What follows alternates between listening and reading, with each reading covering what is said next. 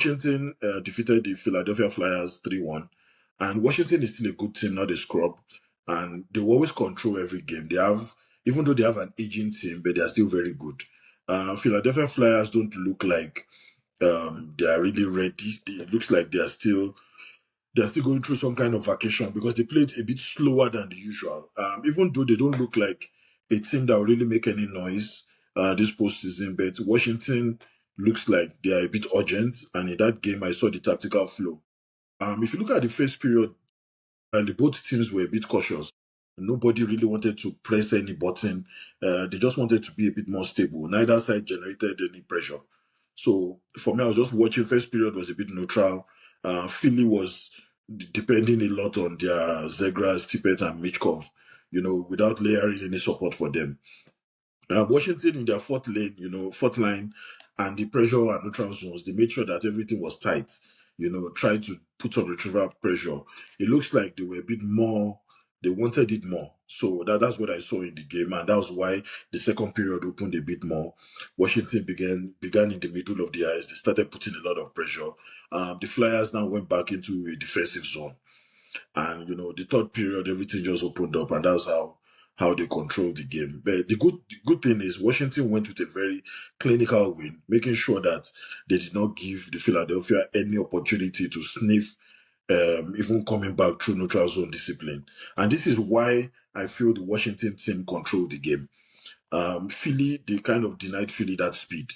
Philly is a team that likes to work with speed and force them to do a lot of dumping. So that means they give up the ball even before getting into the offensive zone of the other side. They did more of what I call cleaner defensive exits. And Washington was able to do that well with Roy and Chichron running the play very, very well. They were consistently beating the first forechecker. And their forecheck game was different. It was on a very high level. The Washington team had better interior presence, were a bit more involved in everything happening, and that's why they were able to take advantage of it. Better interior presence across board. They also had goaltending edge. They had a better goaltender, and the Flyers were just disjointed, and they were not challenging the way they should be challenging. So, but what does this really say about the Washington team? We have a lot of expectations from them this season, but they can grind out games. Whether you like it or not, they have an aging team, but they can grind out games. Philadelphia did not have that sustained possession, and the interior attack that was expected was not coming at the right time. So they became reliant on individual skill or players to be able to come up with magic, and that was where they were getting it wrong. But so far, so good. Percentages showed favored Washington a bit better on their face-off control. They were doing 54% on Team FO's percentage. We had Dowd, Strom, and Leonard giving us the right line support.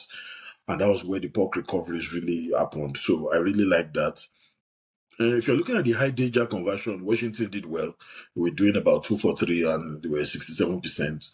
And, looking at the weak side activation, they made sure that they take advantage. And there were a lot of mismatches automatically happening with the way they went around it. But I like the efficiency. The penalty kill efficiency was 100% for Washington, and it also helped them, stay till the end. Shout out to them, and, let them continue this momentum, and hopefully they're able to challenge or make some noise in the postseason.